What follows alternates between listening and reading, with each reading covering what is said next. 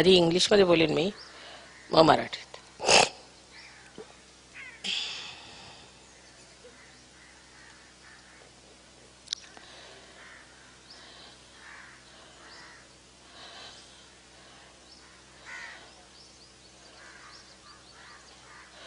We have come to this place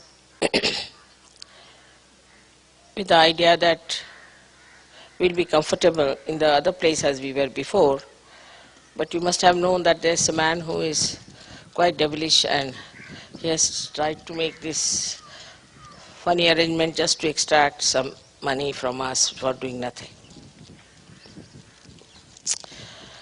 What I have to tell you, that we should remember that when we are doing right in these Kruta Yuga, this is the time when the Parama Chaitanya has become active. That's why it is called as Kruta Yuga. At this time, this power is extremely active. They used to torture the saints in this country and every country who were real people. And they used to also make their lives impossible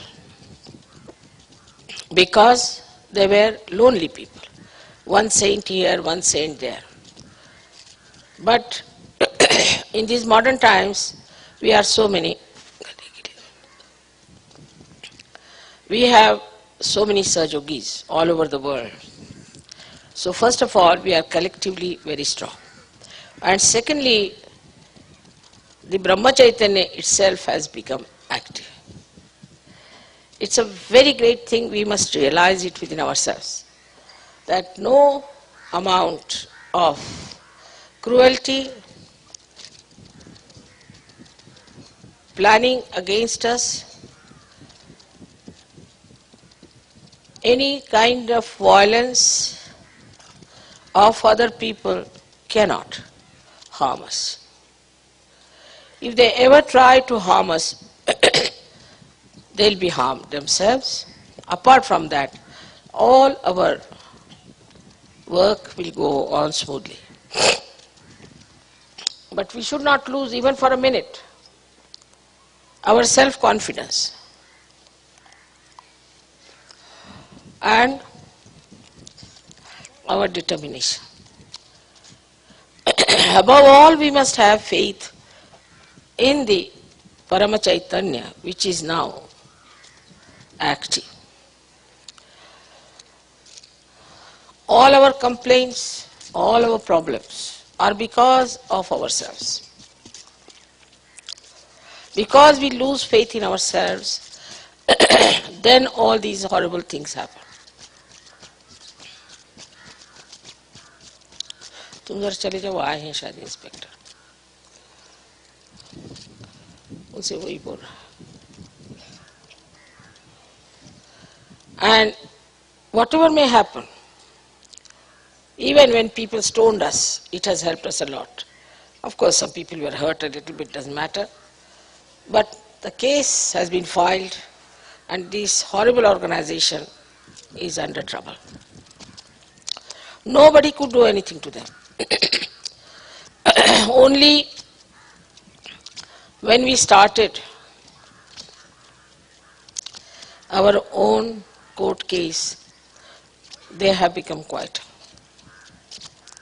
How things work out for our help, one can see it so clearly, and one should have full faith in oneself to understand that God is with us and He is all powerful.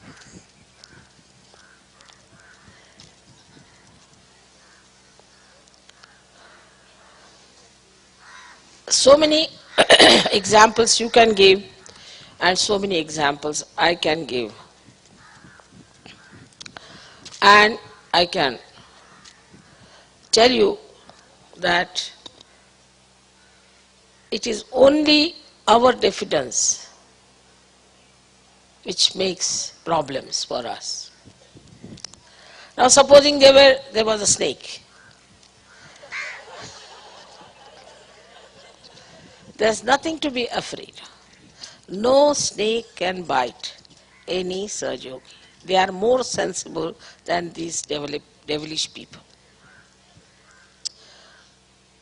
When I was in Gandhi ashram, we were supposed to get up at 4 o'clock. Gandhiji was a great disciplinarian. He was not like me. So everybody had to take bath, and by 5 o'clock we had to go to the prarthana. And in the prarthana place, even reaching there, we could see so many snakes crawling around. We were supposed to just go to the prarthana place without complaining.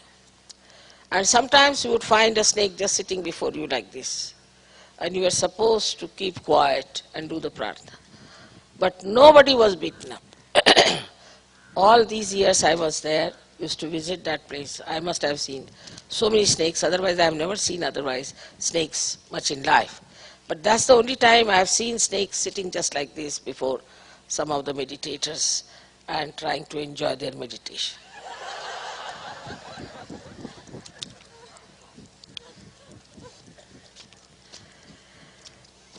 Snakes understand vibrations. They love coolness. Once I had gone to a village and my husband had gone a little ahead. I was sitting on a bridge. There were some steps there. Sitting like this, and a big python like that started moving under my foot, under my legs. I saw it moving, such a thick one like this. It moved. It didn't do anything to me. I know it cannot, because it likes the coolness. And it was enjoying, very nicely moving. It took about 1.5 minutes. So first of all, we have to realize that we are Sajogis, especially blessed people, that we have got realization, which very few people have got in this world. And secondly, that all the animals understand us. They understand us better than human beings, because they are under the control of God Almighty. I'm never afraid of a tiger, never afraid of any lions, nothing. I'm never afraid.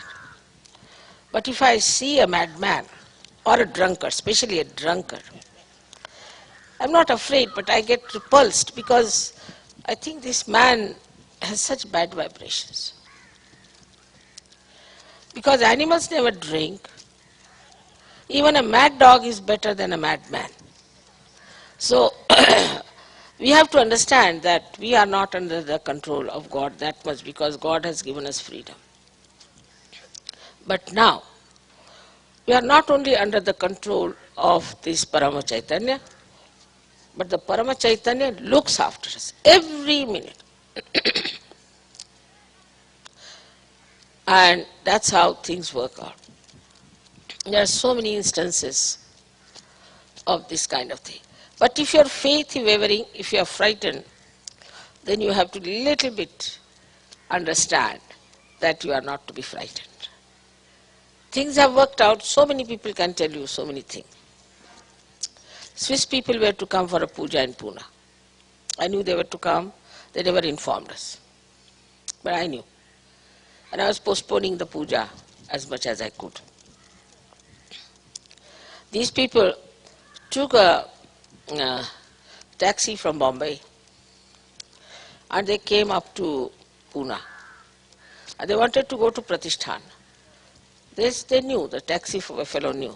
Instead of going to Pratishthan, he took them to another place, Bhugao, where we all were camping.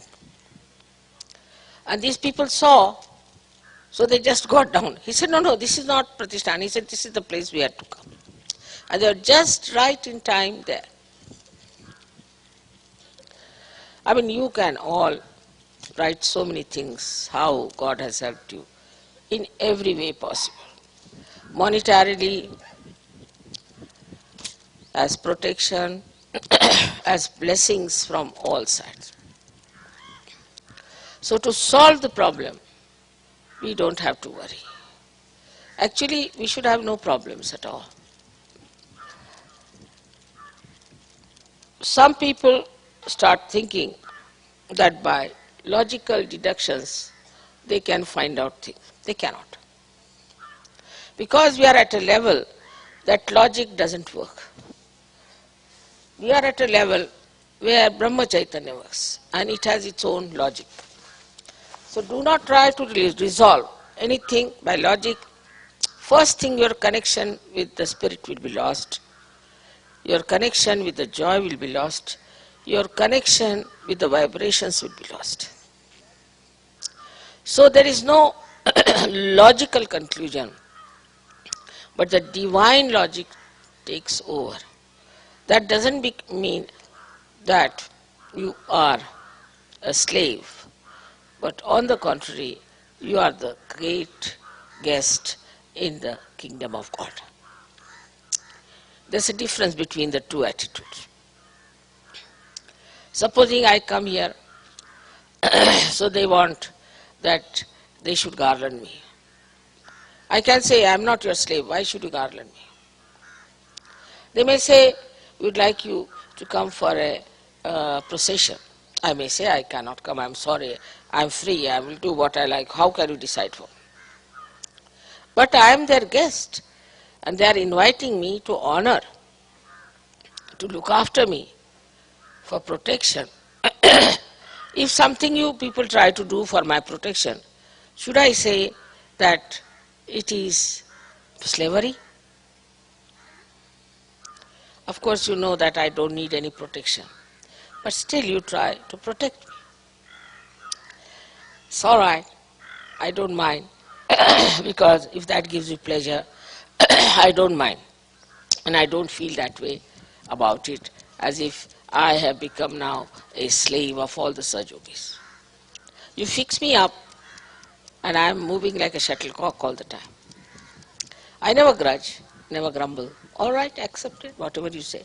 You are not doing to harm me in any way or to be disrespectful, but you are trying to help me out in a way that I should be able to achieve greater capacity to work and a greater facility.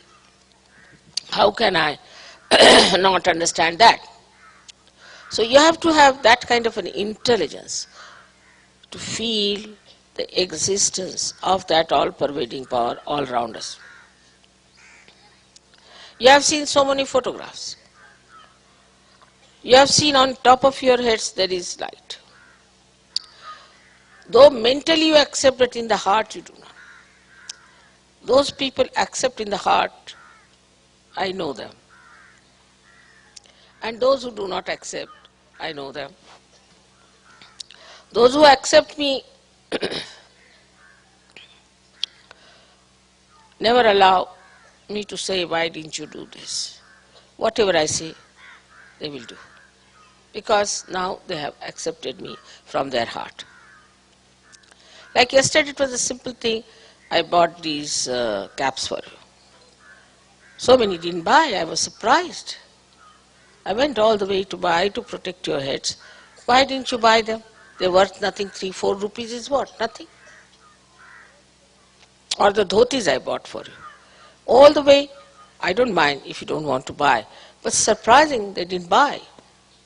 You could have worn them today and you would have looked very nice. Of course, you have freedom. It's worth nothing. But it shows how far you are there. Mother has bought it with such love. She has selected for us. It's worth nothing. I could have given you them as presents also. But I just wanted to test. And this is how the testing comes. After all, there's no harm in wearing a cap in this heat. It's better to wear the cap. And also to have a dhoti is better, because that's the dress of this country. And whatever is the dress of the country, that is more suitable for this country. It's very hot here, and the dhoti, which is a cotton dhoti or even a silk dhoti, is a beautiful thing to wear.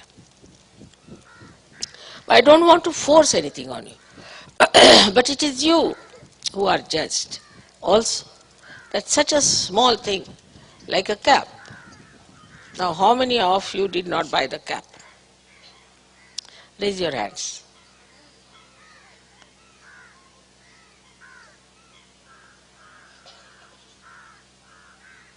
All right.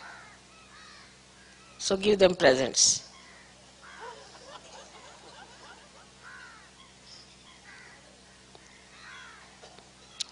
And how many of you didn't buy the dhotis?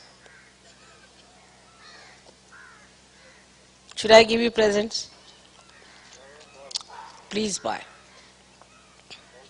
Eh? It's finished. All right. So I'll get you more. But they're very comfortable and beautiful. Very nice.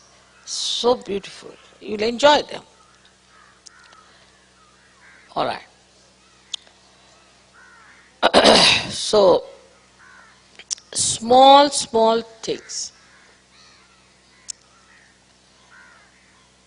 can express our attention. Very small things. Like such a great sky is there.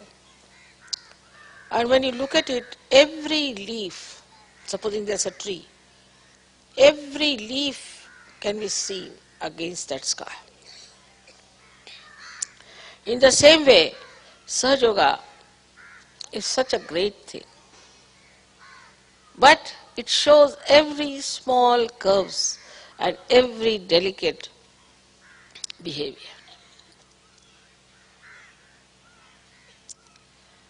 Of course, there's no challenge, no personality insult or in any way. But the more you understand Sahaja Yoga, the deeper you go into it, you will know that everything, whatever is done in Sahaja Yoga, is for your benevolence. Nothing else. It's for your benevolence.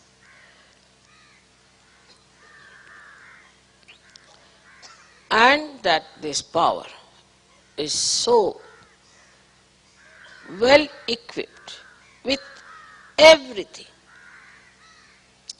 And you must have full faith in yourself and in this power that whatever you do, or whatever you want, or whatever is your forward movement, everything is looked after, guided, organized, arranged for you beforehand.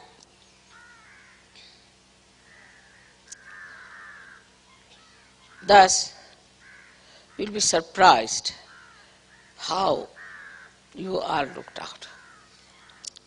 Now, especially for ladies, one of the assets of ladies is to be frightened and another is to cry. So, of course, I too cry sometimes, but never at my own discomfiture, never at my own pain. Only when others are pained, then my eyes, being collective, start just pouring uncontrolled tears. But for myself, I never cry. For my pain, even if I want to, I cannot. I cannot. Just my body cannot. The second thing you must know, I am also a woman. I am never afraid of anything whatsoever. Of course, animals I have already told you. Except for the drunkard. You don't know how he'll behave because not easy, not senses. I am not afraid of anything whatsoever. In the same way, you have to know that your mother is with you and you should have no fear at all. And then to boast of your fear is nonsensical.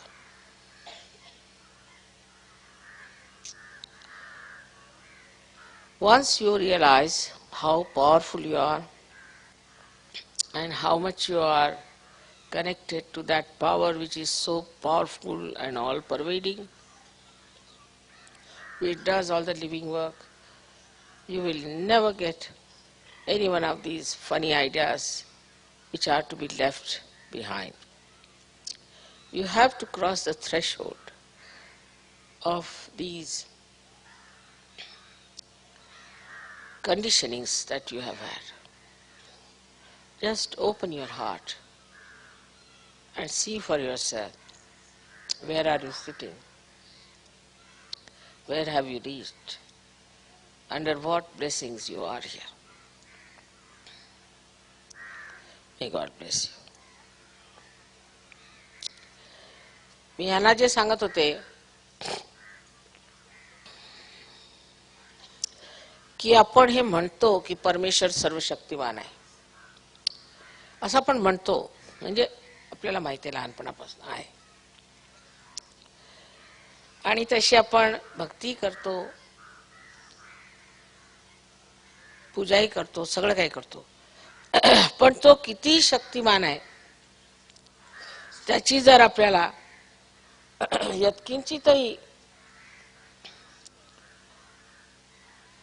यत्किंचितही जर कल्पना आली तर आपल्याला कधीही कशाही गोष्टीचं भय वाटणार नाही.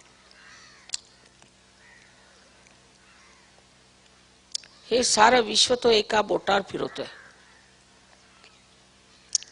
अशा सर्वशक्तिमान परमेश्वराच्या साम्राज्यात आता आपण उतरल्यावर कोण आपल्याला त्रास देऊ शकणार आहे?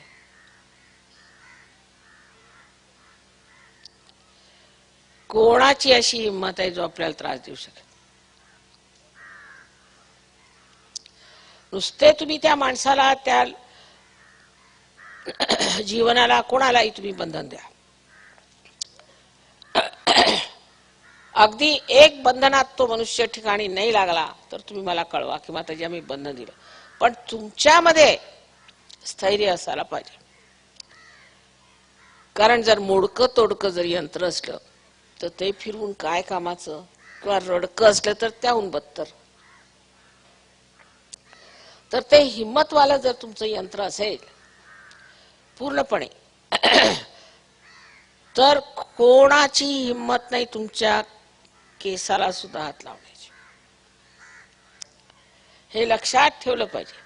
आपल्याला असं वाटतं की परमेश्वर म्हणजे कुठेतरी बसलेला आहे, तसं नाही. सहयोगामध्ये आता तो कृतयुगात उतरलेला आहे. कृतयुग म्हणजे ब्रह्मचैतन्य हे कार्यान्वित झालंय, म्हणूनच आम्ही हे कार्य एवढ्याचे सहज करू शकतो. काल आपण पाहिलं की 5 मिनिटात सगळे लोक पार झाले, ज्यांनी कधी माझं नाव सुद्धा ऐकलं नव्हतं. हे कसं झालं? मिरवणुकीत सहजच सगळे लोक आले, कुठेतरी आपले बसले आणि सगळेच्या सगळे पार झाले. हे कसं शक्य आहे? पण पार झाल्यावरती त्याच्यात घनात उतरण्याची आपली क्षमता असायला पाहिजे. तसेच आपल्या देशामध्ये अत्यंत कुसंस्काराने आपण गांजून गेलोय. धर्माच्या बाबतीत, गुरूंच्या बाबतीत इकडे तिकडे फार त्रास झालेला. तेव्हा आपलं यंत्र दुरुस्त करण्यासाठी सर्वप्रथम आपण या सर्व गोष्टींकडे नजर केली पाहिजे. आणि जसं ज्ञानेश्वरांनी म्हटलं, निरंजन पाहणे म्हणजे बघायचं, फक्त साक्षी स्वरूप होऊन हे सगळं बघायचं. असं का? हेही तुम्ही केलंय, तेही तुम्ही केलंय का? मग तुमच्या लक्षात येईल की हा नसता बागुलबुवापळ्या आपण डोक्यात ठेवलेला आहे. तुम्ही करून बघा. तुमची काय इच्छाच आहे ना, एकदा तुम्ही जर म्हटलं तर ते पूर्ण होणार. एक गृहस्थ शुक्ला म्हणून मद्रासला माझ्याजवळ आले. वर्षभरच, जास्त नाही. आणि मग ते मुंबईला आले. मोठ्या पदावर आहेत ते. त्यांना अशी तार आली की त्यांची आई फार आजारी आहे, कॅन्सरने मरणार आहे. तर ते लगेच आपल्या आईकडे रोहतकला गेले. डॉक्टरने सांगितलं 3 दिवसात ही बाई मरणार, हिचं गॅलपिंग कॅन्सर झालेलं आहे.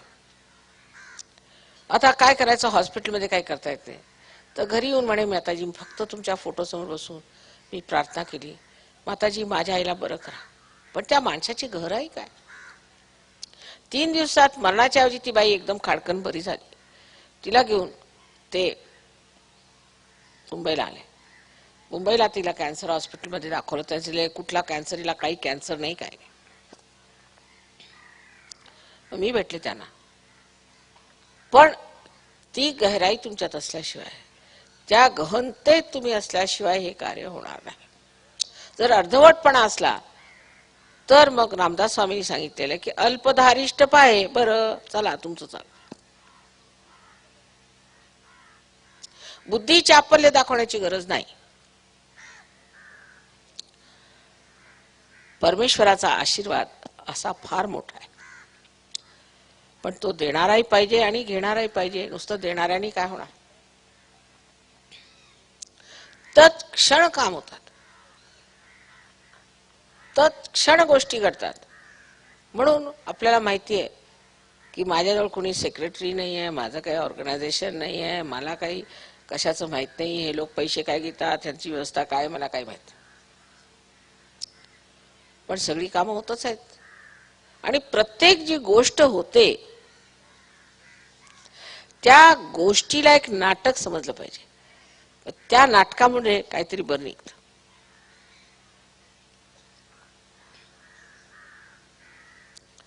त्याच्यात काही ना काहीतरी फळ मिळणार आहे. काही ना काही कारणाने ते का होत आहे हे तुम्हाला नंतर लक्षात येईल. पण ध्यान धारणेने समर्पित होऊन जोपर्यंत तुम्ही आपल्या त्या गहनतेला शिवत नाहीत किंवा त्याच्यात उतरत नाही, तोपर्यंत आमचं म्हणजे बोलणं सुद्धा बोलाचाच भात बोलाचीच कडी. आणि ह्या रिकामटेकड्या डोक्याला नसते विचार असतात, ते सोडून निर्विचारितेत तुम्ही उतरता आलं पाहिजे. कारण आपली जी आध्यात्मिक प्रगती होते ती फक्त निर्विचारितेत होते, हे लक्षात ठेवलं पाहिजे. विचारांच्या पलीकडे गेल्याशिवाय अध्यात्म बसू शकत नाही. म्हणून ध्यानामध्ये जोपर्यंत निर्विचारिता येत नाही तोपर्यंत आम्हाला काही ध्यान झालेले नाही, लक्षात घेतलं पाहिजे. आणि त्या ध्यानामध्ये आपली प्रगती केली पाहिजे. मी अनेकदा सांगितलंय की महाराष्ट्र हा अध्यात्माचा पाया आहे, सर्व जगाचा, विश्वाचा. आणि सर्व जगाला अध्यात्माची पुरवणी ह्या महाराष्ट्रातनं होणार आहे. त्या लोकांना मी किती म्हटलं तिकडे जाऊया, इकडे जाऊया, तिकडे होईल व्यवस्था. नाही नाही म्हणे, आम्हाला महाराष्ट्रात जायचं. विशेषतः त्या महाराष्ट्राची दुर्दशा दिवसाने दिवस खरबच होत चालली आहे. मला त्याची लाज वाटते. पण त्यांना महाराष्ट्रच आवडतं. मला महाराष्ट्रातच जायचं. दुसरे कुठलेच प्रोग्राम बनवत नाही त्याला. कारण ह्यांना चैतन्य दिसतंय, माहित आहे कुठे चैतन्य, आणि आपल्याला अजून दिसतच नाही. आपला सगळा वारसा असून आपण ह्या इतक्या मोठ्या विश्वाच्या कुंडलिनी ज्या देशात आहेत अशा देशात आपला जन्म झाला, ह्या महाराष्ट्रात. आपली सुद्धा आपल्याला जाणीव नाही, मग परमेश्वराची जाणीव काय होणार? मी काय उगीच सांगत नाही तुम्हाला. आणि महाराष्ट्राची जी संस्कृती आहे, तेव्हा असं म्हणू शकता तुम्ही की भटजी लोकांनी काही खराब केलं असेल आणि हे धर्म अधर्म जातीपाती ह्या नंतर बनवल्या, ह्या जरी मूर्खपणा झालेला असला तरी सुद्धा जी मूल्यतः जी आपली संस्कृती आहेत त्यातले जे विचार आहेत तेच ह्या सर्व जगाला बचावू शकतात. ह्या लोकांच्या संस्कृतीमध्ये नैतिक मूल्य नाहीत. आणि नैतिक मूल्ये जरी आपल्या नॉर्थ इंडियामध्ये असली तरी मुसलमानांच्या मूर्खपणामुळे त्या लोकांची नैतिक मूल्ये वेगळी आहेत. पण अजून महाराष्ट्रात मी म्हणेन श्री शिवाजी महाराजांना त्याबद्दल आपण धन्यवाद दिले पाहिजेत. आणि आता ह्याच्या पुढे तुम्ही सर्व जर लक्षात घेतलं की आमच्या जवळ जी ही संपदा आहे तिचा फायदा सर्व जगाला होणार आहे, तर आपली जबाबदारी किती मोठी आहे. आपण कसे वागतो हे महत्वाचं नाही. आमच्या आतमध्ये किती गहनता आली आहे आणि आमची कुंडलिनी कुठवर आली आहे, तसेच आमच्यामध्ये चैतन्य किती वाहत आहे यावर अवलंबून आहे. तसे मराठी लोक थोडे फटकळच आहेत स्वभावाने, थोडे फटकळ असतात, काही हरकत नाही. बोलताना थोडा फटकळपणा असतो, अजिजी नसते जशी हिंदी भाषेत असेल, आणि परखडपणे बोलण्याची पण इथे व्यवस्था आहे आणि लोक ते पसंत करतात, त्यात काही हरकत नाही. पण हरकत जी येते आपली ती इथे की आम्हाला जे साधू संतांनी एवढं मोठं सांगितलेलं आहे ते न जाणून घेता आम्ही सहयोगात सुद्धा व्रतवैकल्य, उपाशी मरणं, केस भादरून घेणं, काय काय प्रकार आहेत. ह्याचं व्रत त्याचं व्रत, म्हणजे पुष्कळ इथल्या पुरुषांचं असं म्हणे की आमच्या बायका अजून तेच करतात. 16 सोमवार करायचे. अहो तुमच्या आईनी केले आणि त्यांच्या आईनी केले तर काय मिळालं त्यांनी? हे कुणी सांगितलं? तुम्ही उपाशी मारा आणि पैसे आम्हाला द्या, असातला प्रकार येतो. आणि उपास करण्याचा इतका शौक आहे महाराष्ट्रात, तर देवाने सांगितलं बरं तुम्हाला उपास करायचा तसंच उपास करा, चला घ्या गरिबी, कारण तुमचा शौकच आहे उपासाचा. तर ठीक आहे, उपास करायला पाहिजे ना, मग मरा उपाशी. देवाने सांगितलं बरं घ्या, तुम्हाला उपास पाहिजे, कशाला? आम्ही तुम्हाला देतच नाही काही, तर मग उपास होणार, म्हणजे फारच पुण्य लाभेल नाही का?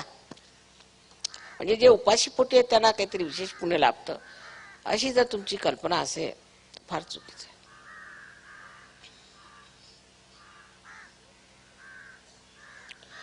जोपर्यंत मनुष्याचं लक्ष्मी तत्व जागृत होत नाही पूर्णपणे किंवा तृप्त होत आहे, तोपर्यंत महालक्ष्मी तत्व जागृत होत नाही. ते म्हणजे काय? की ज्यांनी माणसाला असं वाटतं की पुढे काय ते बघितलं पाहिजे. आणि लक्ष्मी तत्वातला एक भाग आहे पोटभर जेवणे, उपाशी मरणे नाही. म्हणजे हे जे आपल्याला उपासमारीचे डोहाळे लागलेत ते कृपा करून तुम्हा बायकांनी तरी विशेष करून संपवलं पाहिजे. बरं, जर एखाद्या मुलगा आपल्या आईवर रुसला, तो जेवत नाही, आईला जर त्रास द्यायचा असला तर उपाशी मारायचं. तेव्हा तुम्ही सहयोगात कसे येणार, त्यात वाढणार कसे? परत पुरुषांचं असं आहे की आम्हाला तंबाखूची सवय. आता काय करता माताजी, आम्हाला तंबाखूची सवय. तंबाखूशिवाय पुरुषांचं चालू शकत नाही. तोंडाला किती घाण आली, दात पडले, तुम्हाला कॅन्सर जरी झाला तरी ती तंबाखू काही सुटणार आहे. मरेस्तवर तो म्हणेल थोडस माझ्या मेल्यावर माझ्या ओंजळीत थोडी ठेवूनच द्या, नाहीतर कुठे थोडीशी जाग बिग आली तर तेवढा त्रास व्हायचा मला तंबाखूशिवाय. आणि राक्षसी नाही, पण ती सोडायची कशी? हे लोक जेव्हा एवढे घाणेरड्या व्यसनातून सुटले, ते तुम्ही का सोडू शकत नाही? इतर बाबतीत मात्र फार जबरदस्त होतो. जात म्हटली की वा, तलवार घेऊन उभे. पण बायकांवर ओरडायचं असलं तर वा, दुरूनच कळतं काय कोणतरी बोलतोय मराठा तिकडे. पण जेव्हा तंबाखूची गोष्ट असली, मग कलेक्टर साहेब असला तरी तो आपल्या चपराशा जवळ थोडी तंबाखू असली तर द्या इकडे. त्यालाही काही आपली काय इज्जत आहे ती सुद्धा लक्षात राहत नाही. हे तंबाखू म्हणजे आपल्यावरचा एक मोठा भारी शाप. तर बायकांनी सुद्धा तो घाणेरडा प्रकार दाताला लावायचा आणि पुरुषांनी तंबाखू खाण्याचा प्रकार एकदम बंद केला पाहिजे.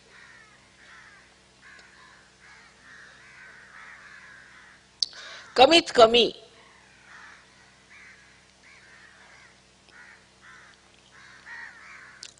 दुसरं, आपण आता विश्वधर्मी झालो.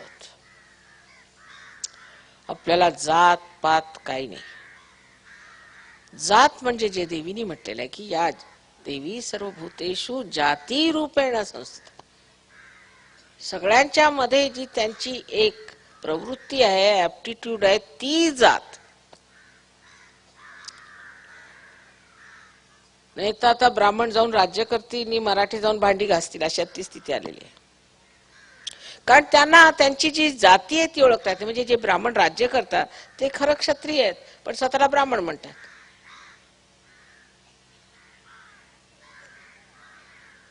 हा सगळा जो घोटाळा आहे तो लक्षात तेव्हाच तुमच्या येईल जेव्हा तुम्ही जाणाल की तुम्ही विश्वधर्मी आहात. विश्वधर्मामध्ये एकच जात आहे, म्हणजे सहयोगी. सहयोगाने सहयोगातच लग्न करायचं. पण अजूनही महाराष्ट्रात पुष्कळशे लोक असे आहेत की ते सहयोगात लग्न करत नाही, बाहेर लग्न करतात.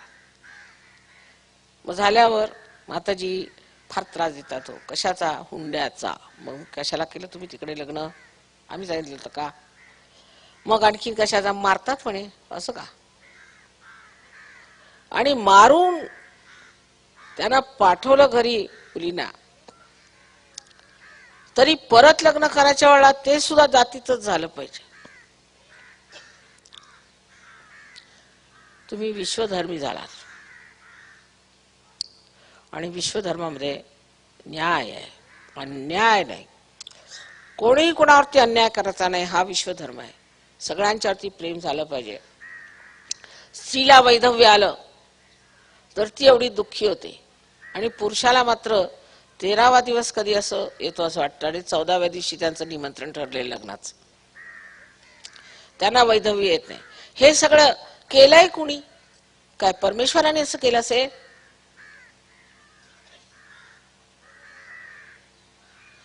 सहयोगात आपण वैधव्य मानत नाही.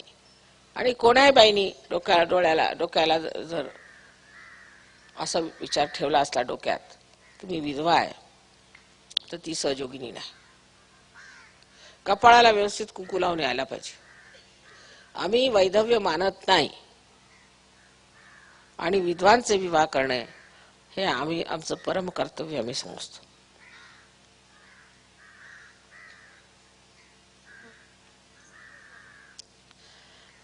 नंतर झाली अंधश्रद्धा. आपल्याच धर्मात अंधश्रद्धा असेल, ख्रिश्चन लोकांमध्ये भयंकर अंधश्रद्धा आहे. आणखी मुसलमानात तर काय विचारायलाच नको. धर्मांधताचे अगदी अवतार आहेत, पण ते समोर दिसतात. हे ख्रिश्चन लोक दिसणार नाहीत, हे गुप्तपणाने आहेत. फारच गुप्तपणाने हे लोक धर्मांध आहेत, ते आपल्याला दिसत नाही. आणि आपण जे आपल्याला भारतीय म्हणतो, ह्यांची जी काही धर्मांधता ती पराकोटीची आहे, त्याला काहीही उत्तरच नाही माझ्याजवळ.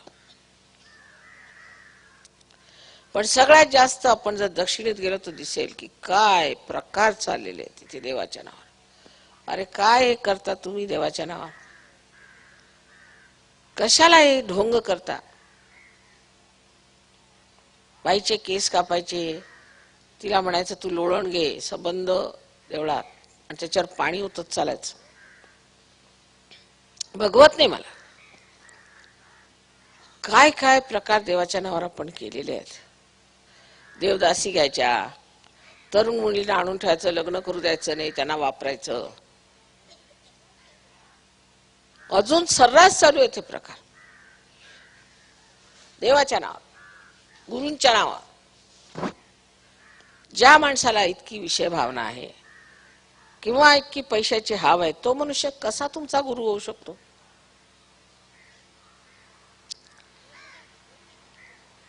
सहयोगात येऊन सुद्धा काही लोक असे आहेत की अजूनही असे बेकार लोकांच्या मागे धावतात आणि त्यांचे त्रास होतात. मग आम्ही ते स्वच्छ करत बसायचं. परत गडबड झाली म्हणजे परत स्वच्छ. म्हणजे आता जन्मभराला आम्हाला हे धंदे लागलेले आहेत.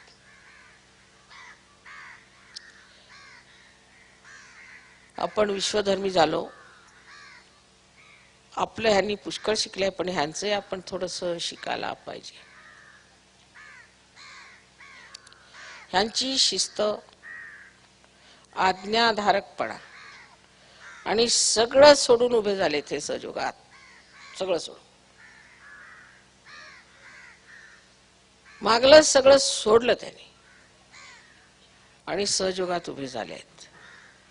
इतकंच नव्हे, पण सहयोगाच्या साठी जे काही आवश्यक असेल ते वाचन. इथे असे लोक आहेत ज्यांनी कुराणावरती, बायबलवर भाष्य लिहिले सहयोग धरून. त्यांची मला इतकी मदत आहे, जसे काय माझेच हात आहेत, माझेच डोळे आहेत. अगदी माझं झालं सगळं काही त्यांचं. काय म्हटलं की हजर, हे कसं करायचं ते हजर, ते म्हटलं तर ते हजर. कमालीचे लोक आहेत. बरं, ह्यांना गणपतीचा गही माहित नाही, तर हे कुणीतरी फार मोठे लोक त्या देशात जन्माला आले की काय? किंवा ह्यांना हे कार्य असेल की त्या देशांचा उद्धार करायचा, म्हणून हे त्या देशात जन्माला आले की काय? किंवा आपल्या देशातलेच काही महानुभाव तिकडे जन्माला आले की काय, अशी मला शंका होती. फार विद्वान आहेत, फार शिकलेले आहेत, फार मोठ्या ह्याच्यात राहतात. त्यांची तुम्ही घरं जाऊन बघा, मोटारी आहेत, सगळं काय ऐश्वराम इथे वाटेल तिथे झोपायला तयार.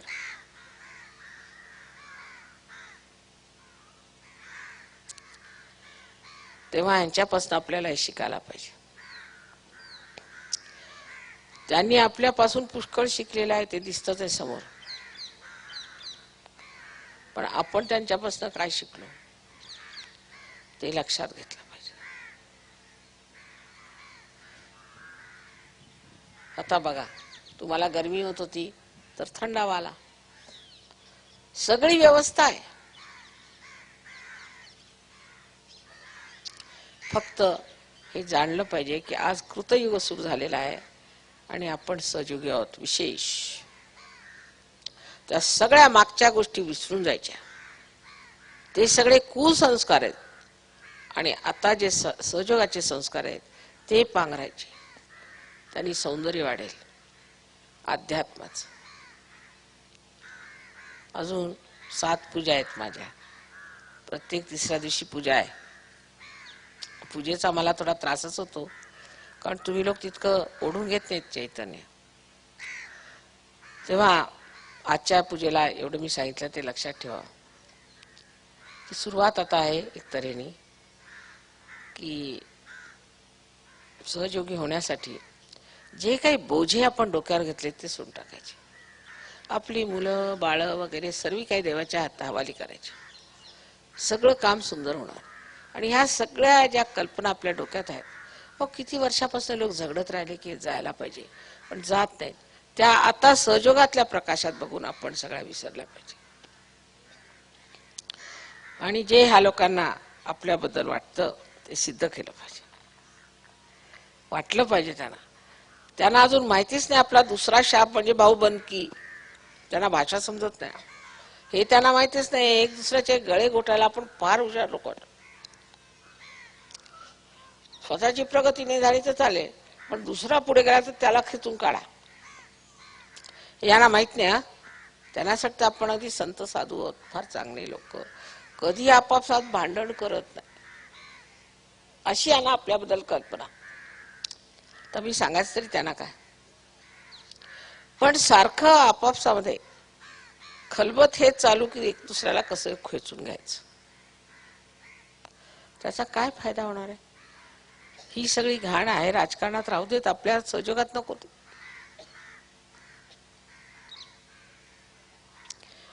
नेहमी मी भाऊबंदकी बद्दल बोलत असते, पण पुष्कळदा ही गोष्ट डोक्यावरून जाते. लोकांना समजतच नाही की आम्ही सहयोगाच्या शक्त्याच मिळू शकत नाही जर आम्ही भाऊबंदकी केली तर. हे मी निक्षून सांगते. नेहमी जेव्हा तुम्ही दुसऱ्याचा विचार करता